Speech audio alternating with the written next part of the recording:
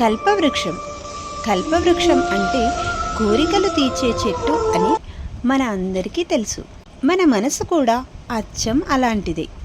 అది ఎలానో ఈ కథ ద్వారా మనం తెలుసుకుందాం. ఒక ఎండ మండిపోతున్న రోజున ఒక వ్యక్తి నడుచుకుంటూ వెళ్తున్నాడు. అతను అలసిపోయి ఉన్నప్పుడు ఒక అందమైన చెట్టును చూసి దాని నీడలో కూర్చోవడానికి వెళ్ళాడు. అక్కడ కూర్చొని ఒక గ్లాస్ చల్లటి నీళ్లు ఉంటే ఎంత బాగుంటుంది అని అనుకున్నాడు. వెంటనే ఒక గ్లాస్ చల్లటి నీళ్లు ప్రత్యక్షమయ్యాయి. అంతేకాదు, ఒక గ్లాస్ చల్లటి బీరు కూడా. అతను ఆ రెండింటిని ఆస్వాదించాడు. అతను విశ్రాంతి తీసుకుంటూ ఉండగా, నాకు ఆకలిగా ఉంది, కొంచెం ఆహారం ఉంటే ఎంత బాగుంటుంది అని అనుకున్నాడు. అతనికి ఇష్టమైన కొన్ని వంటకాలు ప్రత్యక్షమయ్యాయి. అతను ఆ భోజనాన్ని ఆస్వాదించాడు. అప్పుడు అతను, వావ్, ఒక సౌకర్యవంతమైన మంచం ఉంటే ఎంత బాగుంటుంది అని అనుకున్నాడు. మంచం కూడా ప్రత్యక్షమైంది. రోజంతా పడిన అలసట నుండి అతను సేద తీరాడు. అతను నిద్రలేచినప్పుడు తన ఆలోచనలన్నిటికీ స్పందిస్తున్న ఒక భూతం ఎక్కడో ఉండాలని ఆ వ్యక్తి గ్రహించాడు. అతను మళ్ళీ నడవడం ప్రారంభించగా కొద్దిసేపటికి ఒక చెట్టు కింద కూర్చున్న పొట్టి మనిషి అతనికి కనిపించాడు. ఆ మనిషి అతన్ని పిలిచి, రారా, నేను ఒక భూతాన్ని, నాకు ఒక ఇల్లు కావాలి, నీకు కావలసినది ఏదైనా ఇస్తానని వాగ్దానం చేస్తున్నాను. నీవు కోరుకున్నది ఏదైనా నేను అందిస్తాను. కానీ ఏ రోజు అయితే నేను చేయడానికి నీ దగ్గర ఏ పని ఉండదో ఆ రోజు నిన్ను మింగేస్తాను. నేను నీతో రానా? ఆ వ్యక్తి కాసేపు ఆలోచించి, సరే రా, నువ్వు సహాయం చేయగల పనులు నా దగ్గర చాలా ఉన్నాయి అన్నాడు. ఆ జీన్ అతని ఆహ్వానాన్ని అంగీకరిస్తూ, నేను నీతో వస్తాను, కానీ గుర్తుంచుకో, ఏ రోజైతే నాకు చేయడానికి ఏ పని ఉండదో ఆ రోజు నేను నిన్ను మింగేస్తాను అని చెప్పింది.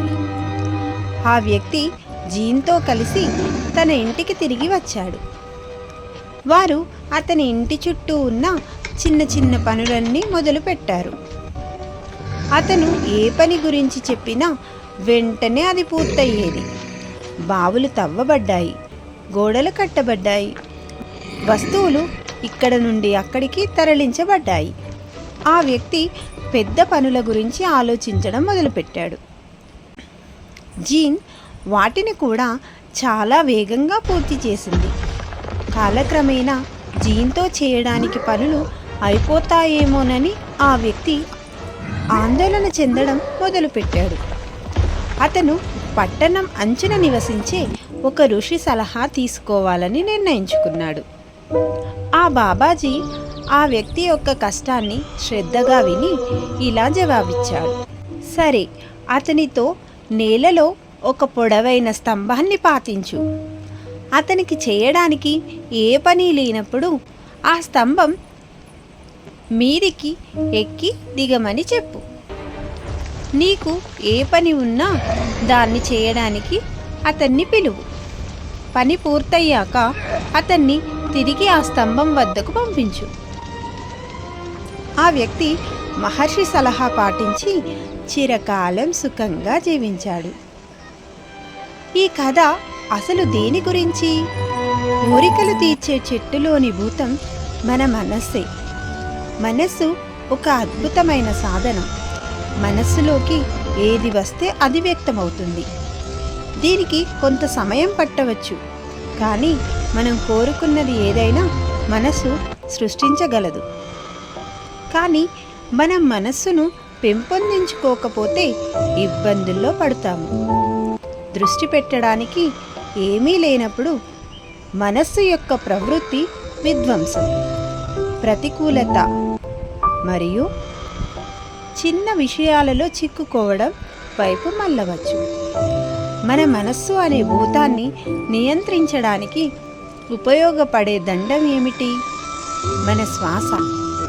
మనస్సు స్వేచ్ఛగా ఉండి దృష్టి పెట్టడానికి నిర్దిష్టంగా ఏమీ లేనప్పుడు మీ వెన్నెముకను నిటారుగా ఉంచి మీ శ్వాస వైపు లేచి కిందికి దిగుతున్నట్లు ఊహించుకోండి.